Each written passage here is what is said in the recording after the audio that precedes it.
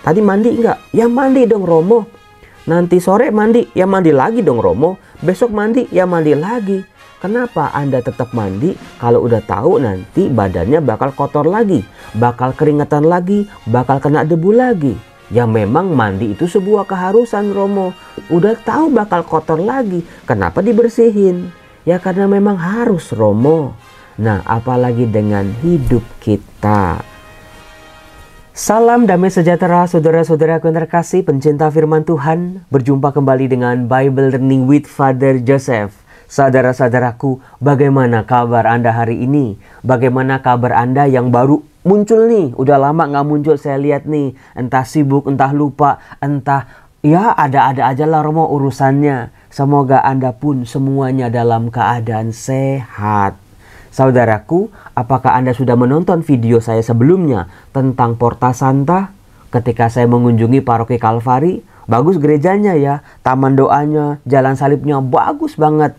Coba Anda tulis di kolom komen, Porta Santa atau Gua Maria atau gereja mana lagi yang bagus, unik dan menarik yang kali aja kalau saya punya waktu saya bisa kunjungi tempat-tempat itu. Kali aja kita nanti bisa berjumpa. Silakan tulis di kolom komen ide-ide Romo Yosef nanti edisi jalan-jalannya mau dibawa ke mana. Saudara-saudaraku yang terkasih, apakah Anda sadar bahwa sebentar lagi, tinggal hitungan hari, kita akan memasuki masa prapaskah, masa pertobatan, masa di mana Allah menghadirkan secara sungguh-sungguh, secara khusus luar biasa kepada umatnya ini sebuah ampunan, masa pembersihan diri, masa kita mengolah kembali, menata hidup kita yang hancur karena dosa dan kesalahan. Bersama dengan saudara-saudara kita yang muslim bukan, mereka memasuki masa puasa, kita memasuki masa Rabu Abu, sama-sama berpantang dan berpuasa. Semoga ada persaudaraan, ada kasih setia, ada cinta yang dihadirkan dalam pertobatan kita.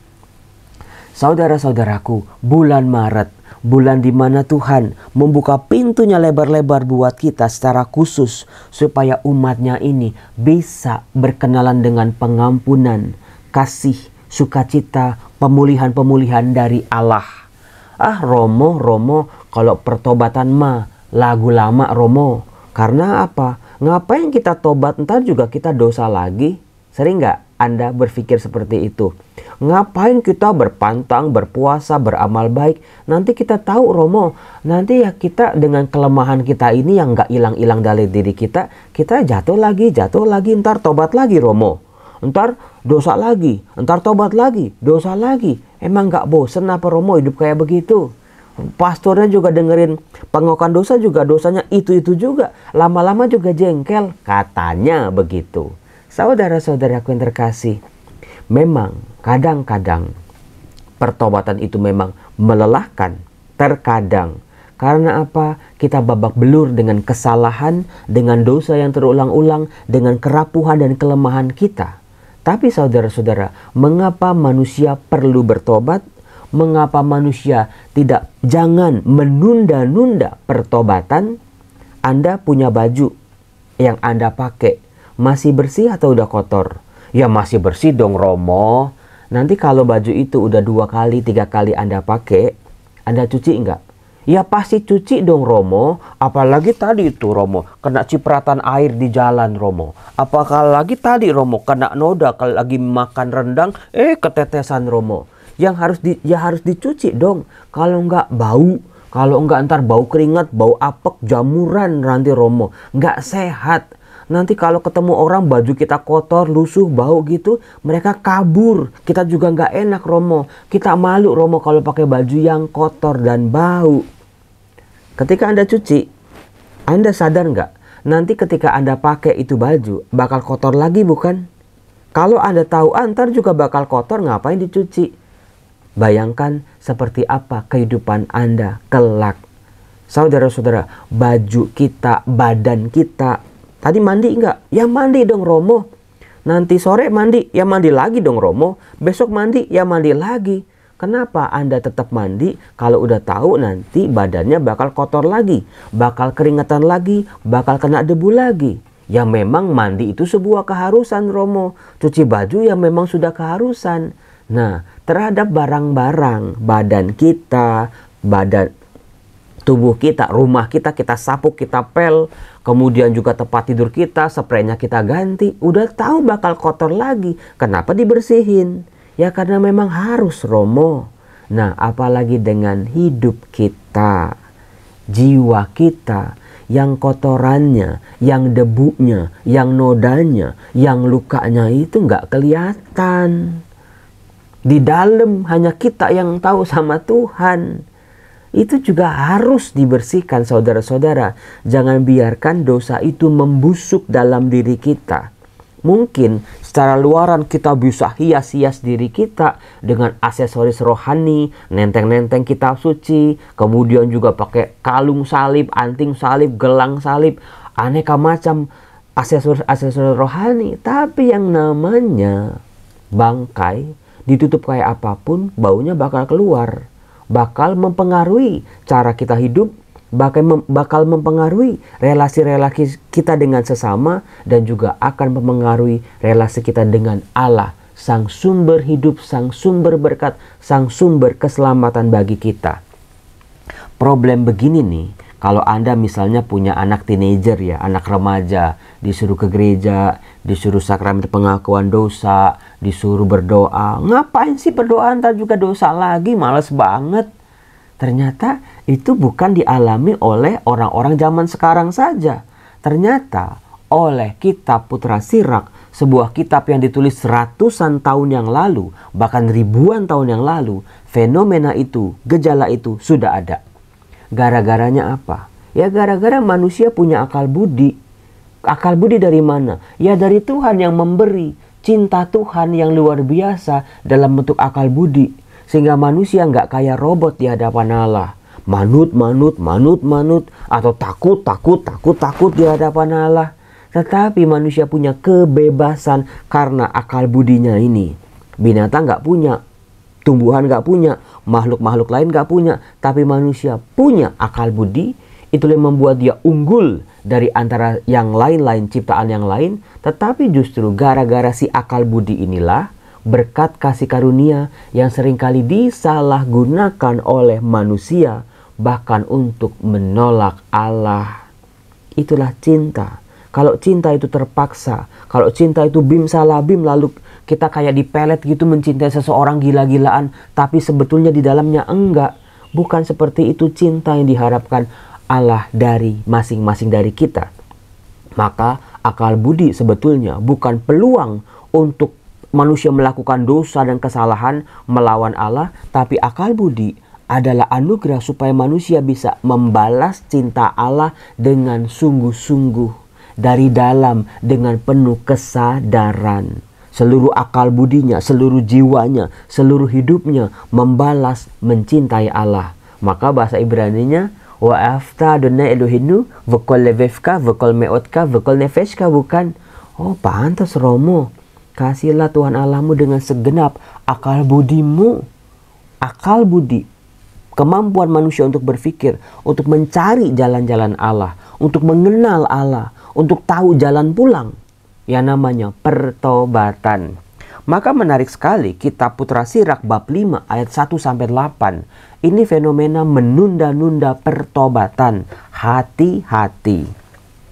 Jangan mengandalkan kekayaanmu. Jangan berkata, ini cukup bagiku. Hati dan kekuatanmu janganlah kau turuti untuk berlaku sesuai dengan hawa nafsumu. Jangan berkata, siapa berkuasa atas diriku? Camkanlah, Tuhan akan menghukum engkau dengan keras. Jangan berkata, betul aku sudah berdosa, tapi apakah yang menimpa diriku sebab Tuhan panjang hati. Nah itu tuh pintar-pintarnya manusia tuh mencari dalih-dalih, alasan-alasan, pada akhirnya manusia sebetulnya untuk mengelabui sesamanya. Yang ditutup-tutupi adalah nafsunya, kekuasaannya, gila hartanya. Ngapain bertobat? Tuhan kan Maha Pengampun. Semua dosaku juga akan diampuni sama Tuhan. Ngapain tobat hari ini? Nanti aja kumpulin dulu, nanti tinggal dirapel. Nah itu, sering Anda menemukan jawaban-jawaban ini dari sesama atau dalam pikiran Anda sendiri mungkin. Ngapain juga bertobat? Tuhan kan Maha Pengampun. Nanti juga semua orang masuk surga. Nanti semua orang juga dapat ampunan dari Tuhan. Kan katanya Maha Pengampun. Kalau Tuhan tidak mengampuni dosaku yang ini, berarti Tuhan tidak maha. Maha itu artinya ya sumber pengampunan. Kalau sumber pengampunan tidak mengampuni, ya jangan ngomong sebagai Maha Pengampun. Itu cara manusia berargumentasi. Mentang-mentang dia punya kekayaan, mentang-mentang dia punya kekuasaan. Jadi dia nggak ada takut-takutnya sama Tuhan. Betul apa betul? Apakah cuman orang zaman dulu yang begini? Enggak, Romo. Zaman sekarang makin-makin, Romo. Orang jadi sombong, orang jadi ngecilin Tuhan, orang jadi nggak butuh Tuhan, orang jadi merasa Tuhan itu nggak ada. Gara-gara apa coba? Karena hidupnya udah makmur, karena dia punya kuasa. Dunia ada di tangannya. Itu fata morgana. Nanti kalau udah tidak berdaya, hidupnya udah menjelang ajal, dia baru tahu dan sadar siapa penguasa yang sesungguhnya. Maka jangan terlambat dalam bertobat, dalam mencari Tuhan dan mencintainya. Dikatakan, jangan menyangka pengampunan terjamin sehingga engkau boleh menimbun dosa demi dosa. Nah, itu dia. Waduh, udah jadi orang Kristen mah enak, dosanya itu bakal diampunin. Tuhannya Maha Pengampun. Tinggal tobat. Udah, selesai. Nanti dulu saudara-saudara, penulis kitab Sirach mengatakan, jangan menyangka pengampunan itu terjamin sehingga kamu bisa menimbun dosa demi dosa. Siapa yang udah lama nggak ke kamar pengakuan untuk mengadakan sakramen rekonsiliasi? Malu Romo sama Romonya, nanti tahu Romo cacat celah saya. Saudara-saudara, saya sebagai imam ya, satu pun dosa umat saya yang mengaku dosa pada saya nggak inget. Mukanya yang manapun juga saya nggak tahu. Meskipun saya tahu nih, oh si ini misalnya, terus dosanya kayak apa saya juga lupa. Karena kebanyakan. Dan semua itu adalah kasih karunia Tuhan. Kami hanyalah para imam ini menjadi jembatan atau perantara. Jangan berkata, belas kasihan Tuhan memang besar. Dosaku yang banyak ini pasti diampuninya. Sebab belas kasihan memang ada pada Tuhan, tetapi kemurkaan pun ada padanya. Dan geramnya turun atas orang jahat. Saudara-saudara, manusia seringkali merekonstruksi atau merancang atau berpikir tentang kemurahan belas kasih Tuhan, memanfaatkannya untuk keuntungannya sendiri. Tuhan tuh Maha Pengampun, dosaku kayak apa juga pasti diampuni kok. Udahlah, nggak usah mikir yang jauh-jauh lah. Tuhan pasti Maha Pengampun. Ingat saudara-saudara, Tuhan selain Maha Pengampun juga bisa murka, bisa geram. Sebagaimana ditulis dalam Perjanjian Lama, pengalaman-pengalaman orang Israel. Disuruh bertobat nggak mau, diingetin nggak mau, dibujuk nggak bisa, dinasehati malah ditolong, mau ditarik kembali malah ngomong ya enggak. Akhirnya ya murka dengan pembuangan ke Babel, bukan? Jadi hati-hati saudara-saudara. Dikatakan, jangan menunda-nunda untuk bertobat kepada Tuhan. Jangan kau tangguhkan dari hari ke hari. Sebab tiba-tiba saja meletuslah kemurkaan Tuhan. Dan kau binasa pada saat hukuman. Siapa yang suka menunda-nunda pertobatan? Tarsok, entar besok. Akhirnya nggak pernah sama sekali mengalami pertobatan. Sehingga kotorannya, nodanya sudah sangat banyak dan lama-lama sulit sekali. Kalau noda udah melekat ke dalam kain, meskipun sekarang ada pemutih, ada anti noda, itu baju saudara-saudara. Tapi kalau kita berdosa, jiwa kita yang ternoda, jiwa kita yang rusak, jiwa kita yang murni ini, yang pemberian dari Allah, yang nafasnya Allah ini, yang tinggal dalam diri kita, kalau itu udah berkabut, kalau itu udah gelap, kalau itu udah nggak bercahaya, kalau itu udah rusak, kalau itu udah hancur-hancuran berkeping-keping. Manusia hidup tapi bukan seperti manusia lagi. Dia kejam sama dirinya, kejam sama keluarganya, kejam sama orang-orang tercintanya, tega Romo, bener-bener tega.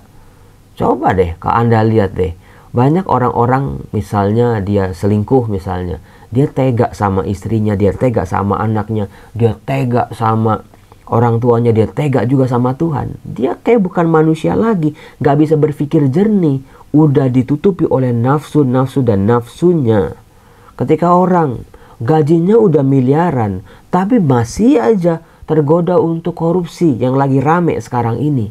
Saudara-saudaraku yang terkasih, ternyata, wah ini kan mereka korupsi karena mereka butuh.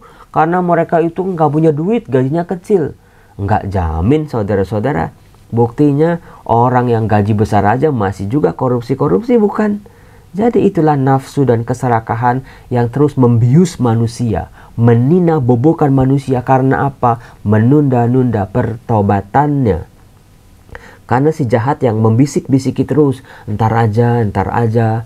Secara tidak sadar, si jahat masuk ke dalam pikiran kita supaya kita tambah ahli, tambah ahli, tambah ahli lagi, tambah rakus, tambah rakus, tambah rakus, tambah serakah, tambah gila, tambah segala-galanya dalam hal dosa. Bukannya kita diem aja, tapi kita malah menjauh dari Tuhan, melawan Tuhan dari diam-diam sampai secara terang-terangan. Itulah konsekuensi dari orang yang menunda-nunda pertobatan. Maka jangan tunda tobatmu. Jangan percaya pada harta benda yang diperoleh dengan tidak adil, sebab pada hari sial takkan berguna sedikit pun. Nah itu dia. Kalau orang-orang yang kena ketahuan korupsi, ketahuan berdosa, hartanya disita, dibongkar semua, coba apa gunanya? Nggak ada gunanya lagi bukan? Kebahagiaan yang diimpi-impikan ternyata semuanya tipu daya si jahat. Saudara-saudaraku, si jahat ini nih bukan cuman lawan yang kacangan gitu, enggak. Dia ahli dari segala dosa. Dia tahu kelemahan manusia dengan tipu dayanya, dengan hasutannya. Jadi kalau kita nunda-nunda pertobatan, kita nggak deket-deket sama Allah, ya dia akan menguasai kita secara menyeluruh, brutal ya. Maka yuk jangan tunda-tunda tobatmu. Saya berharap semoga apa yang dikatakan oleh kitab Sirach ini betul-betul jadi kekuatan kita. Jangan tunda tobatmu. Jangan anggap remeh pengampunan Tuhan. Ambil sekarang, lakukan sekarang. Putuskan sekarang, aku memang mau bertobat secara sungguh-sungguh. Tuhan berkatilah tobat anak-anak-Mu ini. Kami semua Tuhan, supaya kami bisa memperbaiki diri kami. Dalam nama Bapa dan Putra dan Roh Kudus. Amin. Salam, Tuhan berkati. Halo guys, saya siap keliling ke rumah-rumah untuk promoin makanan mama-mama dari RTS. Menu hari ini ada cakalang sama ayam woku. Ini saya akan keliling pakai motor daerah Kelapa Gading, Pulau Mas, Cempaka Putih. Pokoknya sejauh mana yang saya bisa ya. Yuk, silakan diserbu jualannya mama-mama RTS. Bye-bye.